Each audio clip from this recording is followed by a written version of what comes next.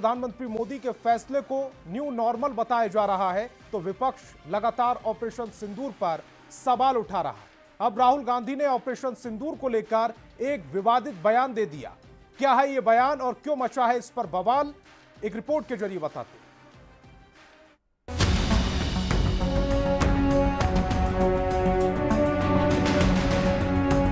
उधर से ट्रंप ने एक इशारा किया, नरेंद्र सरेंडर। ऑपरेशन सिंदूर पर सियासत थमने का नाम नहीं ले रही। भोपाल में राहुल गांधी के दिए एक बयान ने फिर से सियासत गरमा दी है। राहुल गांधी ने ऑपरेशन सिंदूर के बाद हुए सीज फायर पर सवाल खड़े करते हुए प्रधानमंत्री मोदी पर गंभीर आरोप जड़ दिए। इन पर थोड़ा सा दबाव डालो, थोड़ा सा धक्का मारो, डर के भाग जाते हैं ये लोग। जैसे उधर से ट्रंप ने एक इशारा किया, फोन उठाया, कहा मोदी जी क्या कर रहे हो?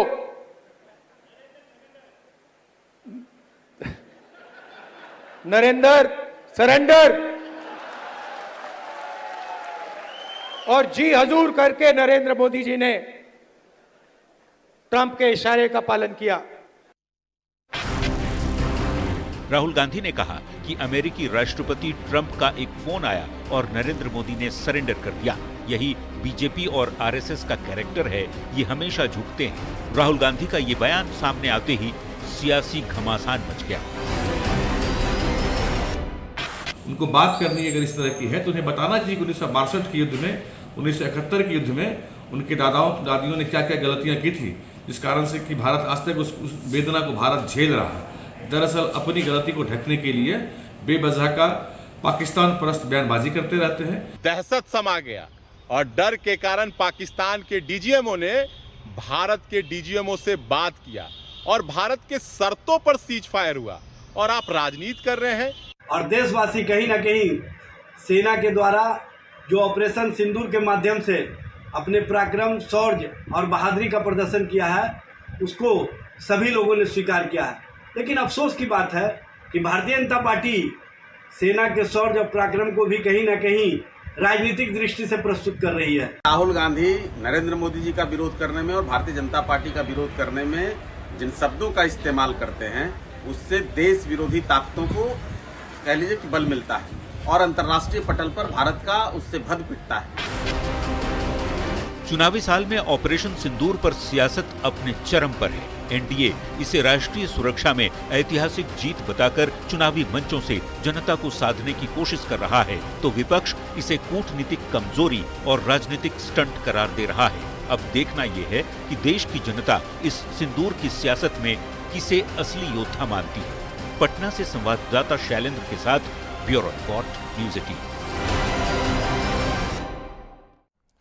मुख्यमंत्री में आगे बढ़ेंगे। चिराग पासवान को लेकर उनकी पार्टी की तरफ से रोज नए बयान आ रहे हैं, हर रोज नए दावे किए जा रहे हैं। अब उनकी पार्टी के सांसद और प्रदेश अध्यक्ष अरुण भारती ने कहा है कि वो शाहबाद की सीट से चुनाव लड़ेंगे। ये एनडीए के लिए बहुत बड़ी बात हो सकती है। क्यों, एक रिपोर्ट के जरिए समझाते हैं।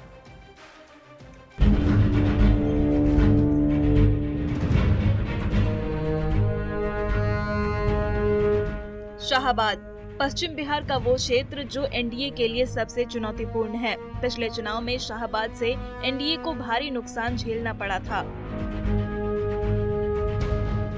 इसलिए इस बार पूरी ताकत के साथ शाहबाद साधने की तैयारी चल रही है। पिछली बार एनडीए से अलग चुनाव लड़ने वाले केंद्रीय मंत्री चिराग पासवान भी इस तैयारी में लगे हुए हैं।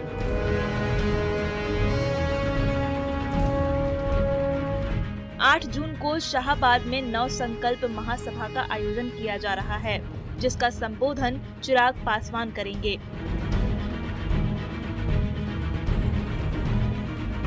पर सभा से पहले चिराग की पार्टी के सांसद ने इशारा कर दिया है कि उनके नेता इसी क्षेत्र से चुनाव भी लड़ेंगे। और मुझे लगता है क्योंकि शाहबाद वीरों की धरती रही है, परिवर्तन का इतिहास रहा है, चिराग पासवान जी अपने गठबंधन के पक्ष में इस परिवर्तन को करा पाने में संभव है। पिछले विधानसभा चुनाव को देखते हुए शाहाबाद एनडीए का सबसे कमजोर किला है।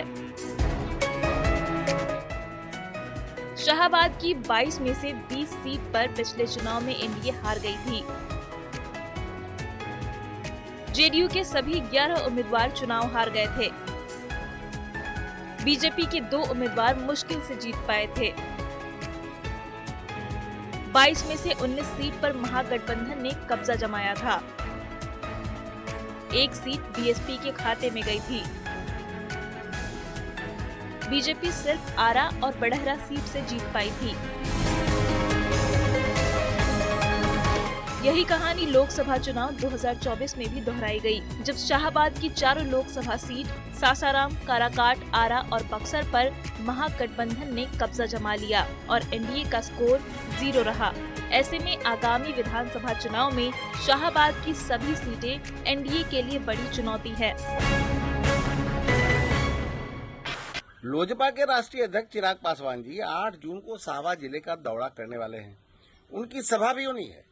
उम्मीद की जानी चाहिए कि दलितों को एकजुट करने में कामयाबी मिलेगी और शाहाबाद जिले से टूटकर बने भोजपुर, बक्सर, रोहतास और कैमूर जिले के कुछ हिस्से में सक्रिय बहुजन समाज पार्टी को भी गाढ़ा झटका लगेगा। बिहार विधानसभा चुनाव में एनडीए में शामिल सभी 5 दलों के आपसी समन्वय, समझौता, समर्थन, विश्वास से बिहार में 225 सीट जीतने में हम शामिल होंगे। वहीं आरजेडी का दावा है कि इस बार शाहाबाद की जनता एनडीए का खाता भी नहीं खुलने देगी। एलजेपी-आर अपना कार्यक्रम कराए, चाहे बीजेपी कराए, एनडीए कराए, चाहे जितना जोर लगाए, शाहाबाद में एनडीए का सफाया इस बार होगा। जो 2 सीट मिला था वो भी नहीं मिलेगा। पूरे बिहार में जनता इस बार तेजस्वी यादव जी को अपना आशीर्वाद देने के लिए तैयार है। कभी एनडीए का गढ़ रहा शाहाबाद इस वक्त सबसे कमजोर कड़ी बन गया है। देखना ये होगा कि पिछले चुनाव में मिली हार से सबक लेकर एनडीए शाहाबाद में शह हासिल करता है या महागठबंधन फिर से एनडीए को मात देने में कामयाब होगा। पटना से संवाददाता विनीता मिश्रा के साथ bureau report, news 18। Asaduddin Owaisi की पार्टी एआईएमआईएम बिहार में अब महागठबंधन के साथ चुनाव लड़ना चाहती है। वही ओवैसी जो कुछ दिन पहले तक बिहार आए तो पानी पी पी कर आरजेडी को कोस रहे थे, अब उनकी पार्टी ने कांग्रेस और आरजेडी को प्रस्ताव भेजा है। लेकिन सवाल है कि मुस्लिम वोट बैंक पर एकाधिकार चाहने वाली आरजेडी क्या एआईएमआईएम को अपने गठबंधन में एंट्री देगी?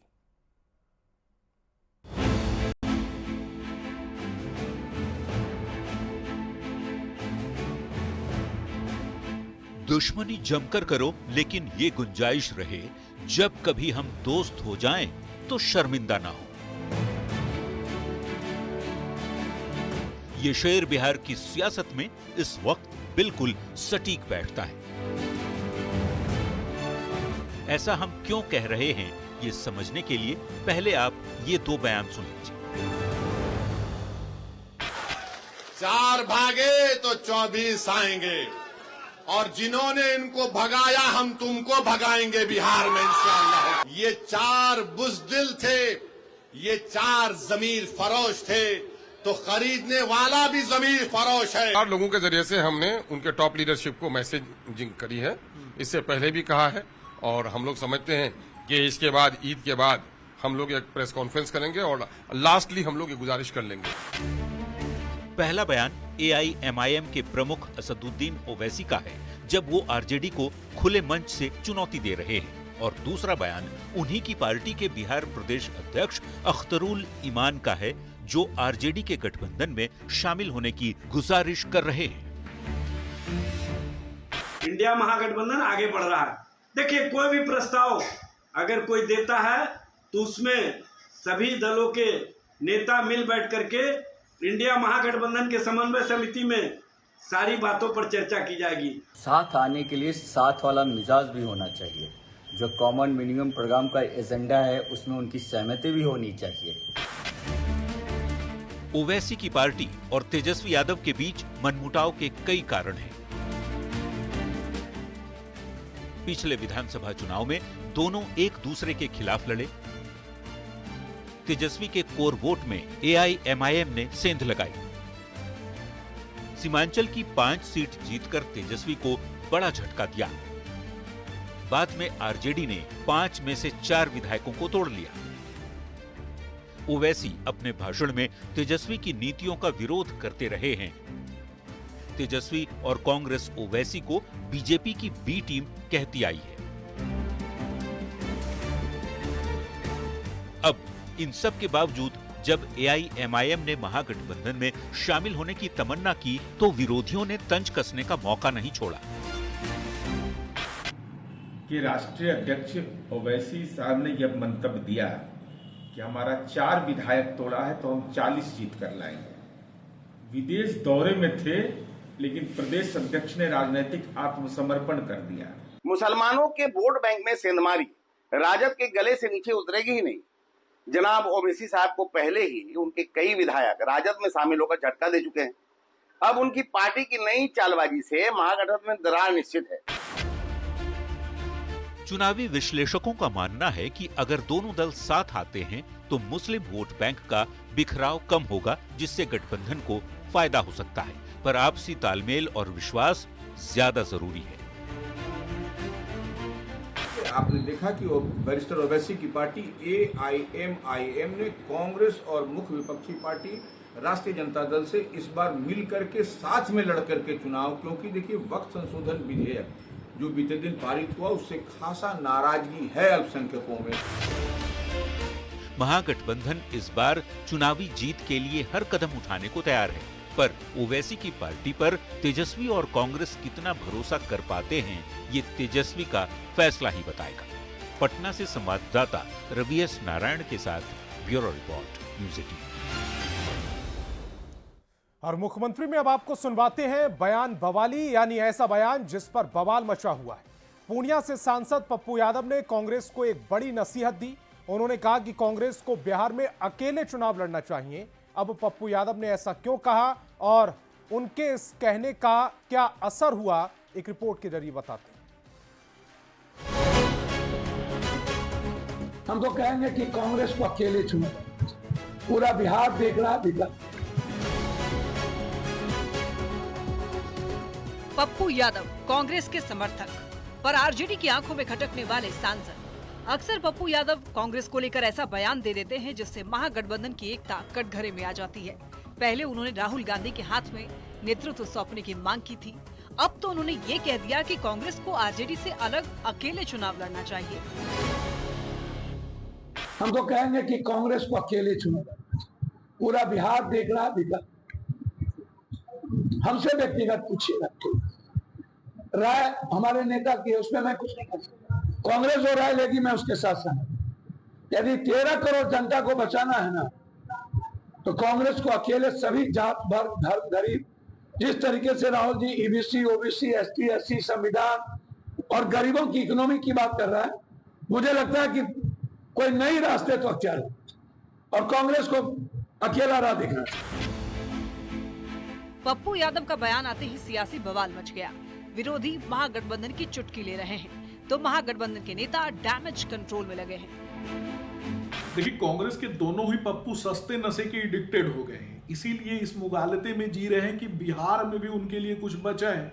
बिहार के नेताओं ने उनके नानी के काल में ही उनको पानी पिलाने का काम किया था। कि बिहार में जिस तरह से संविधान और संवैधानिक प्रक्रिया को कमजोर करने की कार्रवाई चल रही है, उसके खिलाफ इंडिया महागठबंधन पूरी मजबूती और पूरे संकल्पों के साथ एक विचारों के आधार पर चुनाव मैदान में जाने का काम करेंगे। भय दीनन के फेर, क्या हालात हो गया लालू जी आपका।